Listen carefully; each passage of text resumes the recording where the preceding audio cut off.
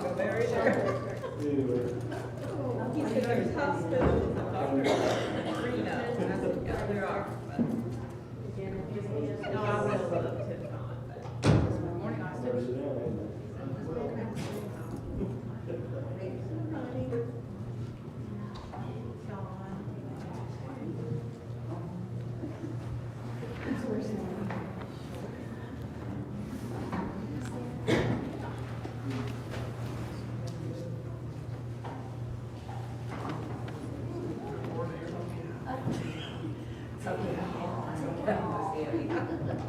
What color dresses do you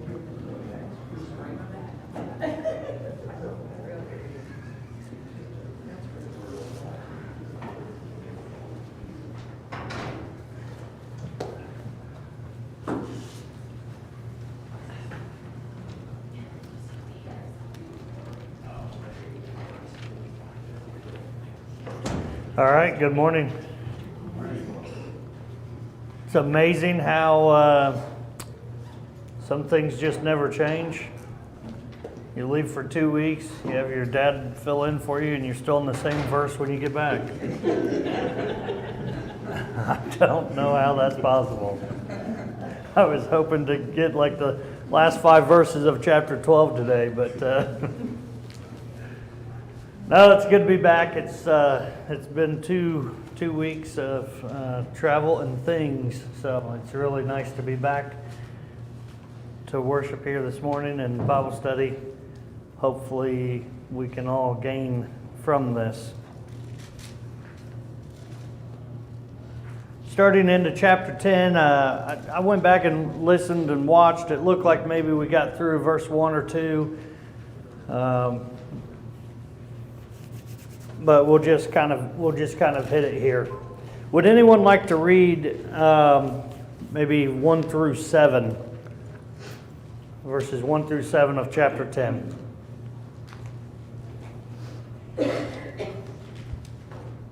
Out loud. Dead flies make the perfumer's ointment to give off a stench, so a little folly outweighs wisdom and honor. A wise man's heart inclines him to the right, but a fool's heart to the left. Even when the fool walks on the road, he lacks sense, and he says to everyone that he is a fool. If the anger of the ruler rises against you, do not leave your place, for calmness will lay great offenses to rest. There is an evil that I have seen under the sun, as it were an error proceeded from the ruler. Folly is set in many high places, and the rich sit in a low place. I have seen slaves on horses and princes walking on the ground like slaves. What's the biggest difference that we see here, kind of in the way that Ecclesiastes has been written, and then what we're starting to see here in chapter 10? Did anything stand out to you guys?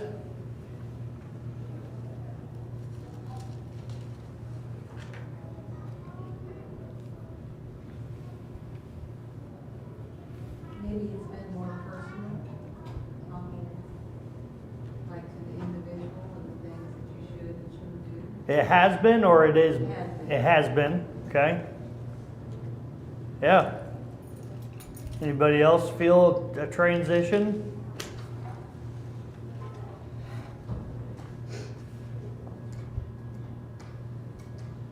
I think he's transitioning from experience that he has had to explanation or descriptions of wisdom versus folly and all of it. He's going to list here. I'm going to take a time out. I don't disagree with that, but London, welcome to the boot club.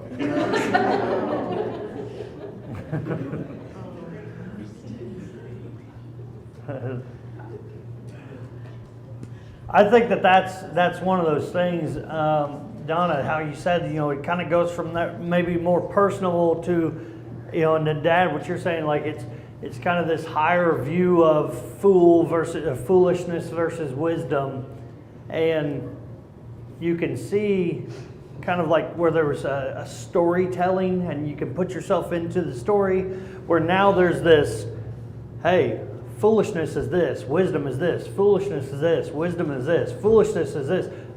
We would call that application. That's what we need to call it. So we maybe have been in the storytelling portion of this to where we're transitioning to, we have all of that in the back of our minds, and now it's kind of just these real quick heavy hitters. This is this. Well, then how do you apply that? So tying verse 1 back into the end of chapter 9 and not looking to go backwards, so I'm going to stay in verse 10 or verse 1, but it ties in perfectly. Dead flies make a perfumers, you got me, thank you, ointment give off a stench. So little folly outweighs wisdom and honor. What does that mean? How do we apply that? You guys get flies in your ointment? I mean, we don't. How do we, what do we make application of this? How does that tie to our lives? Nobody wants a hair in their biscuit. Yeah, because then it gets in your teeth. That's gross. Sam.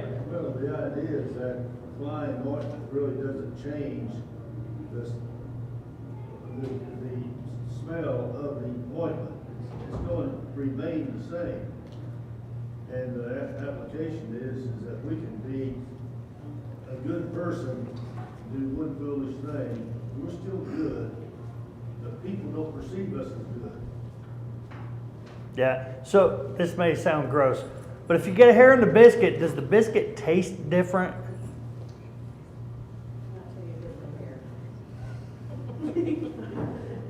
I mean, I've never actually tasted the hair that's in the food. I'm always like, oh, there it is. Right? So to your point, Sam, like, it doesn't necessarily change the ointment. It doesn't change the biscuit. It's the perception of the biscuit or the ointment. So my question to us for application is, do you have a reputation?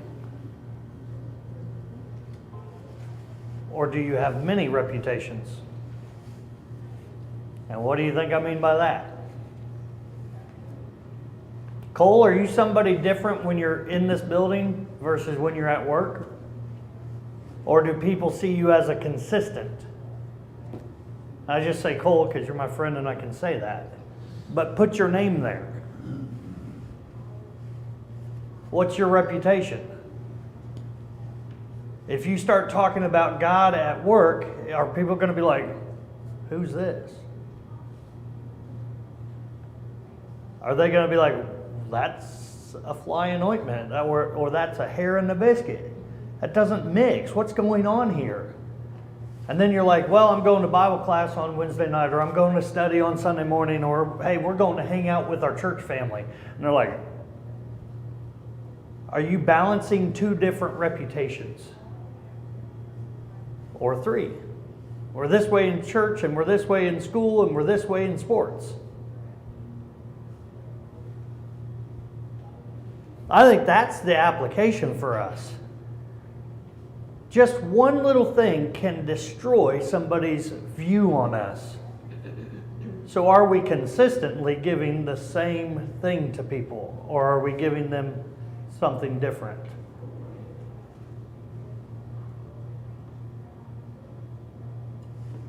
Thoughts on that?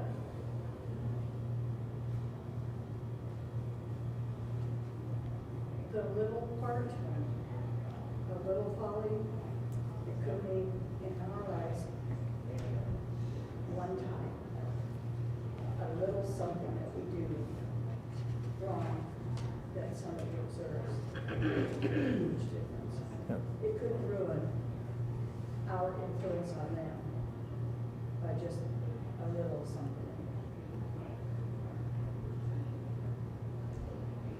And not just like a mistake that you make, but how you handle it. Absolutely. I think it's a big thing. Showing, yes, I'm human, I make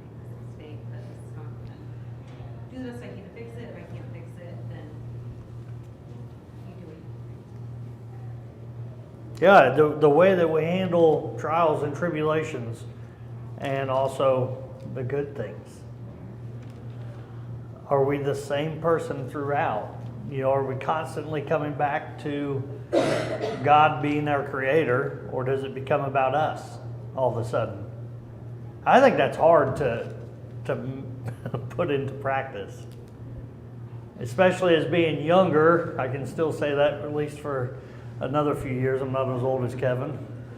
So we chase our career, and you're constantly, you know, trying to get a leg up, and you're trying to keep being promoted, and you're trying to keep on making improvements. And then it's like, well, look what I did. Well, now I'm such and such, and I have this title. Newsflash, you didn't do anything without God. Now, you still had to put effort into it, yes.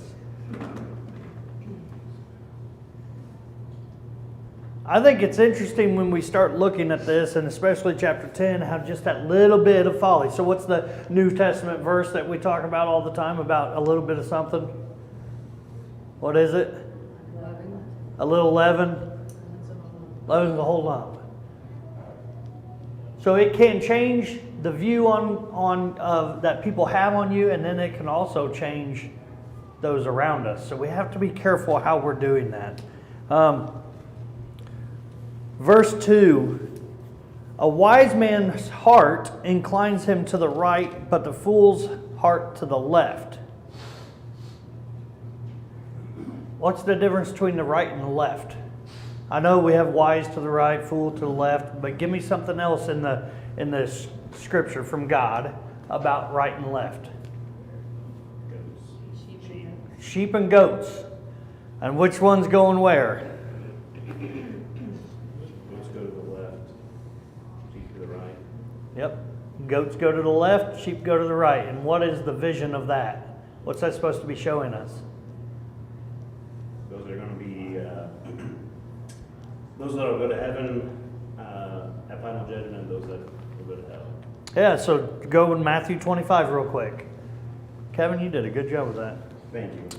Matthew 25, verse 31. When the Son of Man comes in his glory and all the angels with him, then he will sit on his glorious throne. Before him will be gathered all the nations, and he will separate people one from another, as a shepherd separates the sheep from the goats. And he will place the sheep on his right, but the goats on his left. It is the separation that will come, and our approach and how we look at things. Right? The left and the right. So when we come back to Ecclesiastes and we see that a wise man inclines him to the right and a fool inclines him to the left, we can tell, and that's what we'll start seeing here a little bit more, we can tell how people are just by the way they act. Whether they have tendencies to go to the right or left, and we know that's not to the right or left, but the actual application side of that is the way that they're living their lives. So verse 3, even when a fool walks on the road, he lacks sense. He says to everyone that he is a fool. So once again, we're going to see this. We're going to see somebody acting a certain way because your actions speak louder than words. You can say to me, oh yeah, I know what I'm doing, and you're walking down the sidewalk, and there's traffic like crazy, and then you just turn left and step out in front of traffic. Is that wise or foolish? You can tell me that you know how to stay on the sidewalk, and you know how to stay out of traffic, but then your action shows me something else. Back to verse 1 on how that little bit of an action can change how people perceive you. How it takes one little thing and now your reputation has been marred. How easy is it to rebuild that?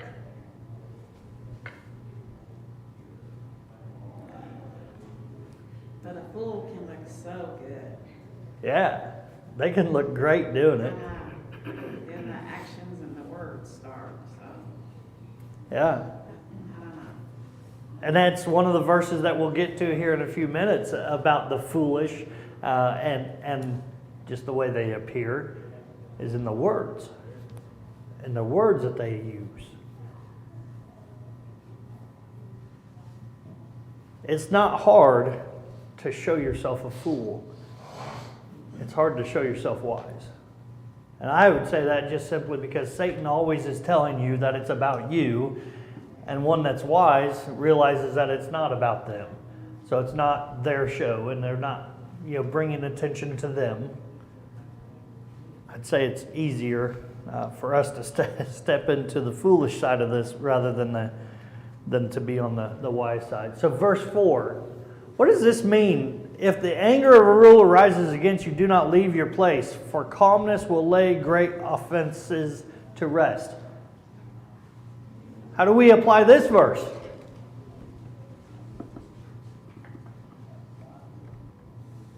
Do you ever have a ruler rise against you?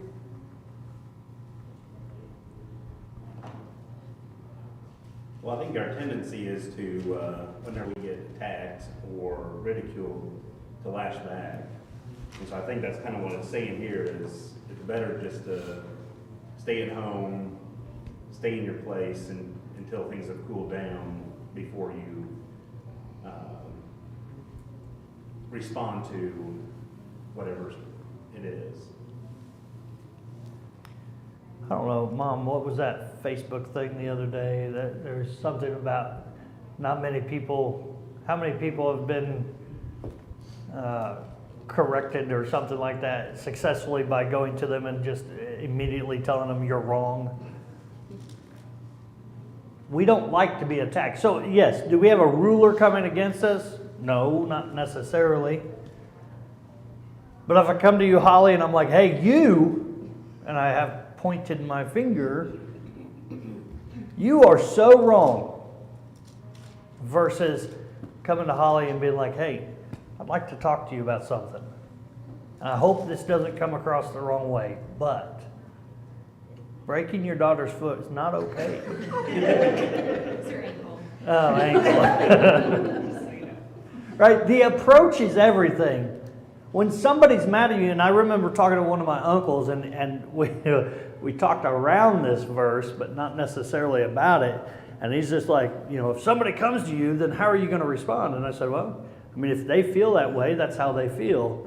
If I don't feel like I have done anything to wrong them, then I will hear what they say, and we'll talk through it, and we'll move on. Well, you're not going to repent? We'll talk through it, and we'll move on. Okay? So it's the calmness of how to deal with this. I was talking to Dad about this a little bit. They always say you get easier on your younger kids than you are on your older kids, maybe, and I can see it already.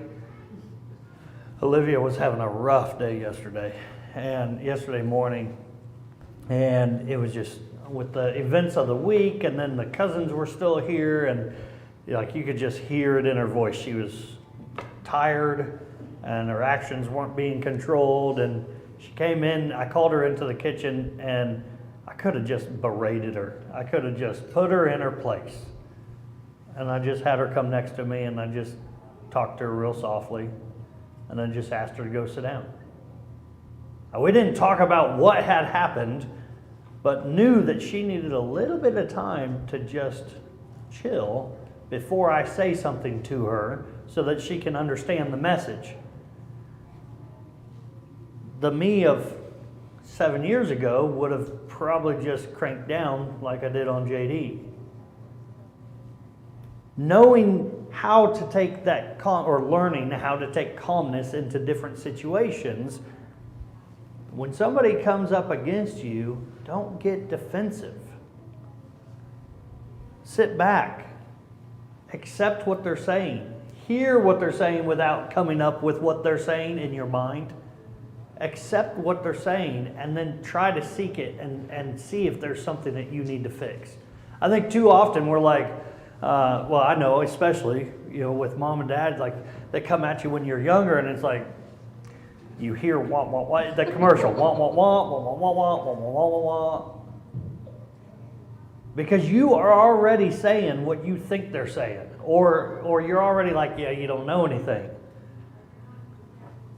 The wise would sit back and not become angry over this. And would accept somebody coming to you and talking to you. And with that calmness. And that calmness will not let things what? Fester and grow into something else. So has somebody ever come to you and you lashed out at them, and then what do? They lash back out. And then once, like, a few minutes go by and you're like, we were talking like this and now we're yelling. What good is that? One of the things I thought about, Austin, when I looked at this is the fact it states, don't leave your place. To me, that brought to my mind, I guess when you're in the military, you learn your general orders, right? There's 3 general orders. And the first general order that you learn is, I will guard everything within the limits of my post and quit my post only when properly relieved. I need to stay true to who I am and the position I'm in. No matter what comes my way, no matter how it comes my way, I must stay true to myself and stay true to the mission that I am in. And not be wavering from it. And so that gives us the foundation of what you're talking about. You've got to remain calm. You've got to do what you've got to do and handle it. But calm, rather than getting... And I'm glad you took it back there, because it's one of the things that I was thinking about. We often lash out instead of just staying calm and explaining something the right way. This is where we can have a huge impact on our kids, on our grandkids. Homosexuality is not okay. That doesn't mean that when we talk about it with our kids or when they talk about it with friends that they have to be absolute jerks about it. They have to acknowledge the sin, and they have to make sure that they call it a sin. But they don't have to be jerks about it. We don't have to be that way just because we want to stand firm. There is a different way to have these conversations that will not turn people off. That does not mean that we are accepting it. And it doesn't mean that our kids should accept it either. It was on TV the other day. There's something came on. I'm sorry. It was on the radio that I heard. One of these groups that JD watches every once in a while on YouTube. And on the radio I heard that they are, one of the members on that cast is going to be going through, transition. And I got home and I told him, hey, I know you haven't been watching this a whole lot lately, but you are not going to watch this from now on. And I told him why. And he said, okay, but I don't watch it. I said, if it comes up, if it's on your friends' phones, if it's on whatever, and it's Mr. Beast or something like that. So if you hear about it, you can do some research, but it's a transition that's going to be all in these kids. And he has over 1 billion subscribers. You talk about influencing. If we don't influence against it, it's going to keep on influencing and infiltrating. So once again, I said, hey, this is why. Doesn't mean that the stuff they do isn't fun and funny. Because it's some pretty cool stuff. I watch it, I'm like, man, I wish I did that as a kid. That's kind of cool. No. We're getting too close to it. To your point, it's the way that we handle those situations. We can handle it in a loving way and still be firm about our disagreement with it. Yeah. Yeah, firm. And that's the important part of it, is we have to still be loving about that individual, but not agreeing with the way that they're choosing to live their life. Yeah, April. It's hit Lucy pretty hard, being a leader and not leading angry when those not beneath you, but those that are not on the leadership with you are not pulling their way, setting the example they should, and she's been really, really angry about it. And we just talked to her that, you know, this is where you're at right now. It may not be what you want it to be, but you have to set the example you're called to set where you're at.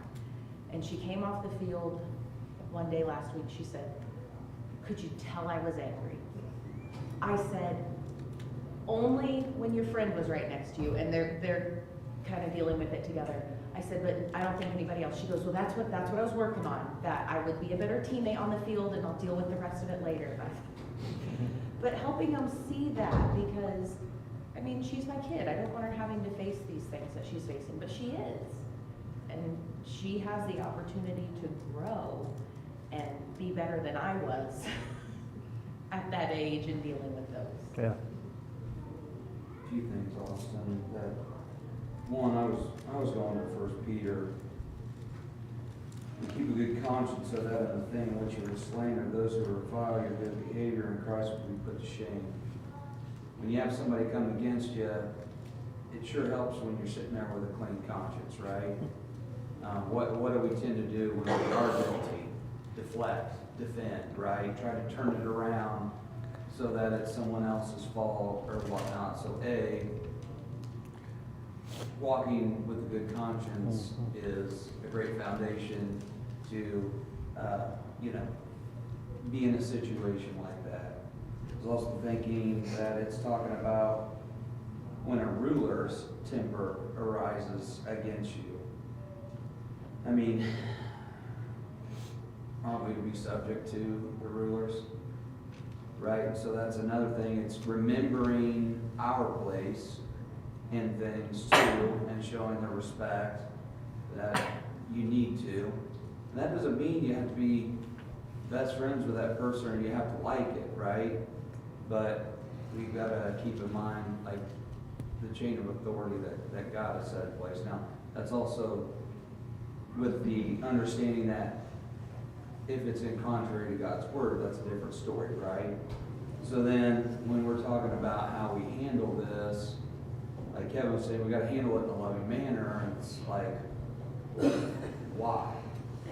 And so, going back to Titus, remind them to be subject to rulers, to authorities, to be obedient, to be ready for every good deed, to malign no one, to be peaceable, gentle, showing every consideration for all men.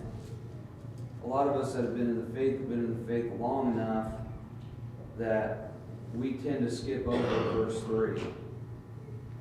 For we were once foolish ourselves. That's the piece that we have to remember. I was there myself. Right? But what happened for me? The kindness of God our Savior and His love for mankind appeared. And He saved us, me, not on the basis of deeds, which I've done in righteousness, but according to His mercy. Right? Me, I was that person. That's why I need to show that love and kindness, because I was there too. And sometimes we have been out of the world long enough, so to speak, that we forget we needed that same mercy. Awesome. I like that transition a little bit here, because verses 5 through 7 touch on that, Cole. There's an evil that I've seen under the sun. Look, it's going to happen in life. It's going to happen. What's going to happen? As it were, an error proceeded from the ruler. Folly is set in many high places, and the rich is sit low in a low place. I have seen slaves on horses and princes walking on the ground like slaves. Just because a ruler is put over us does not mean that we have to like what they're doing. But there is an order to things. Should we be surprised when a wicked person gets promoted and the righteous doesn't? Not under the sun. Would we be surprised if that would happen in the end? Yeah. But here on earth, there's no surprise to us that the wicked will be promoted There's no surprise to us that we will have somebody that is caught up in sin, whatever that sin may be, that we are working for, that has authority over us. But who has the ultimate authority? And who do we fall under? So we still have to deal with them in a way that's wise, with love, with firmness. But that doesn't mean that we have to be okay with their lifestyle or with their sin. We do not need to be surprised by this. But I want to ask you guys this. We don't have horses and slaves like in that situation, but do we put the wrong people on the horses while the other people are left to walk? Do we do that in our lives? And I think the answer is yes, so now give me some examples.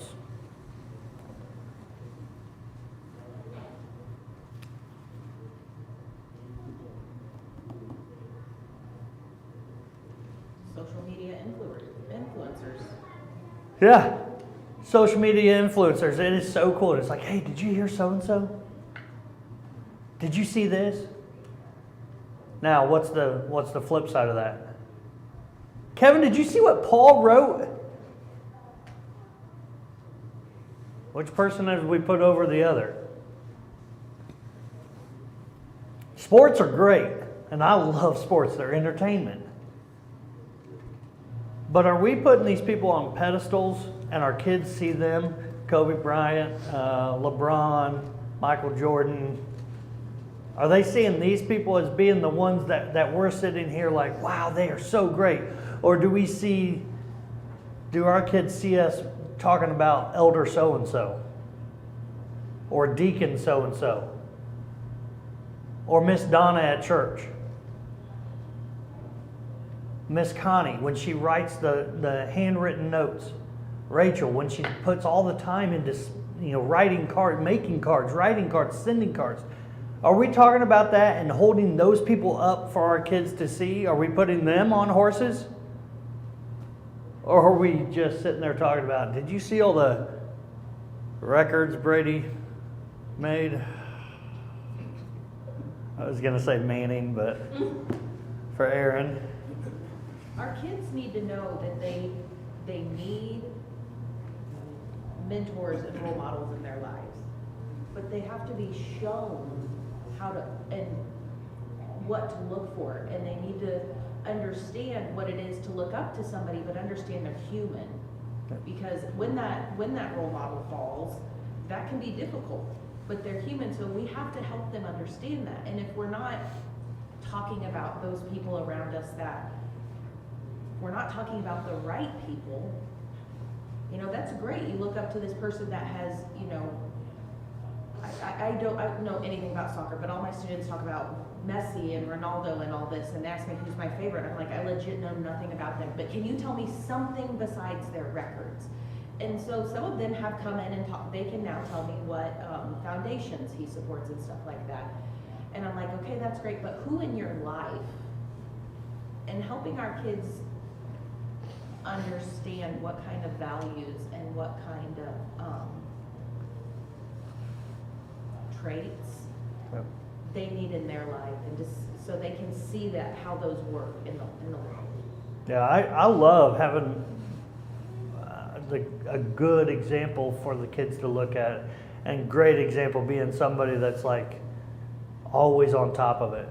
But I really like when somebody fails, because then you get to see how they overcome it, and then you get to see and share that with each other. And I don't like when people fail. I like when they overcome the failure in public. To your point about what do they do? Jerry Rice, like I loved him when I was a kid. One of the main reasons, I didn't know his stats and all that, but one of the main reasons I liked him is I knew that he didn't show up to a Sunday game because his wife was in labor. And he did not go to the game. He was with his wife in the delivery room. I thought that was neat. Now I look back, I'm like, that's silly. Why would he go play a game instead of being there anyways? But what are we doing? Are we putting people on pedestals that are just perfect? Or are we bringing them to reality and saying, hey, the statistics don't really mean anything. It's the way he's living his life, the way she's living her life, the things that they're doing to serve others, not themselves. Well, we also, I mean, I was just faced with this the other day. It was all kind of done in a joking manner, but I made sure I didn't miss the opportunity to interject on this, but we were talking about somebody that was taking a few weeks off of paternity leave to stay at home with the newborn. And, you know, it's easy for a group of guys to be, you know, make fun of that situation, blah, blah, blah. And, you know, I was overly sarcastically, it's like, yeah, I mean, he should have been here. Pipeline's got to get built. That's not important. And one of the older guys, I'm like, man, you know, when you were out on the wagon trail with your wife, when she was, you know, you were getting shot at by the Indians, blah, blah, blah, you know, it's just like, yeah, look how miserable you are, right? I said, hey, yeah, us millennials, whatever you want to call us, it's like, yeah, we figured that out. You don't have to be a miserable, grumpy person. You know what I mean? And but why, right? Because we're like, oh, we learn to focus on more than just, you gotta be at work, you gotta blah, blah, blah. It's like, if you're not working 90 hours a week, you're nothing.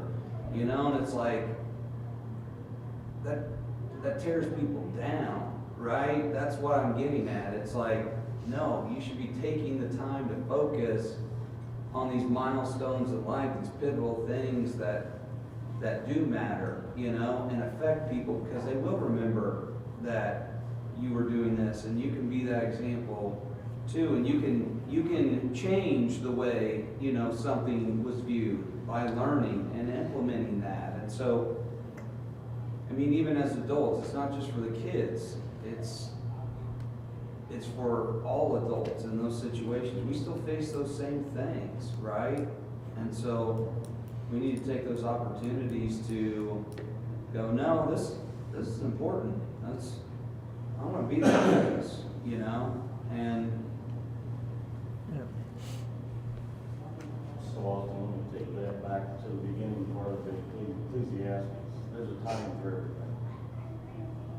There's a time to be at work and doing your job and doing what you're expected to do and doing it to the best of your ability. There's also a time, and your employer will allow for it, for you to be with your family when you need to be with your family. There's a time for that. And if you prove to your employer you're willing to be there, guess what? They're likely going to say, don't worry about PTO, don't worry, just go and be with your family.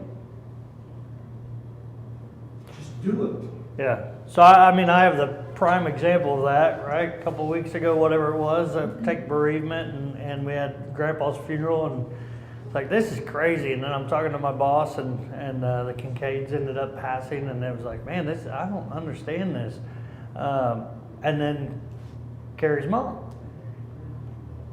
And when I'm talking to him, we were talking about the training. Monday, I was supposed to fly out, and we're kicking off a brand new project. We've been planning for this for months and months and months and months. And that training, I was going to travel down Monday, get situated, train all day Tuesday, come back Wednesday. Well, you guys know what happened. Life. So I'm on the phone with my boss Sunday morning to give a heads up for the 20 people that are traveling, and I'm not going to be there. And it's no big deal. We'll take care of it. Don't worry about it. Now, they delayed it a week. And I'm sitting there going, okay, but hey, policy gives me 3 to 5 days bereavement. I know it's a situation. I didn't burn my 3 days already, right? I don't get it. There's another occurrence. 3 to 5 days, you know, and on the phone, he just said, you're not working all week. Do not work one bit.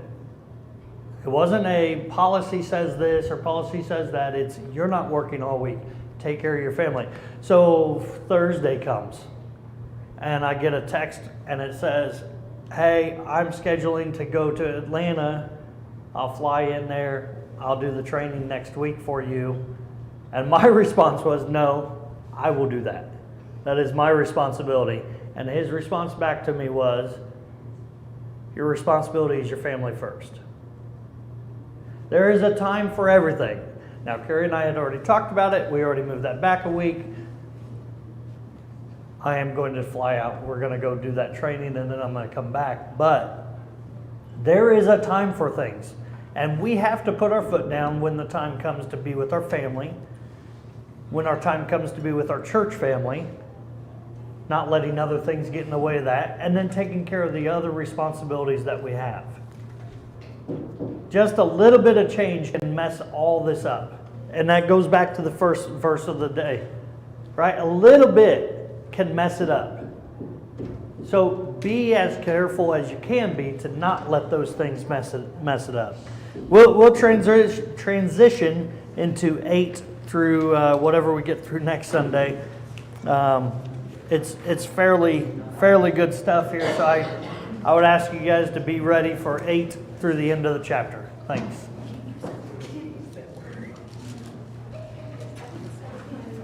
Yes. So on Instagram, sometimes like